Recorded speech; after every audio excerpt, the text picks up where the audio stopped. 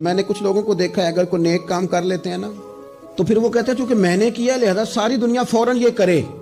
آپ یہ کیوں نہیں سمجھتے کہ رب نے آپ کو توفیق دی ہے تو آپ عاجز ہو جائیں اللہ کے بندے, آپ عاجزی اختیار کریں. وہ کہتے ہیں چونکہ میں کرتا ہوں لہذا میں اب اتنا بڑا آدمی ہوں تو فلانے بندے تو ٹھیک ہی نہیں.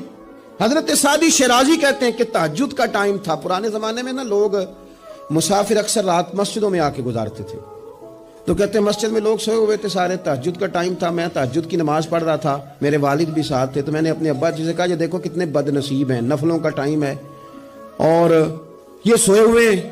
تو فرماتے ہیں میرے والد کہنے لگے کاش تو بھی سویا ہی رہتا, لوگوں کے کپڑے تو نہ پھاڑتا. او خدا کے بندے اگر تو نے پڑھی ہے تو تیرا اور رب کا رشتہ ہے, اس کی بنیاد پر تو دوسروں کو حقیر جاننے لگ گیا. علم پڑھے دا مان نہ کریے ماتا کی میں پڑھیا, او جبار کہار کہاوے متے روڑ دیویں دودھ کڑیا.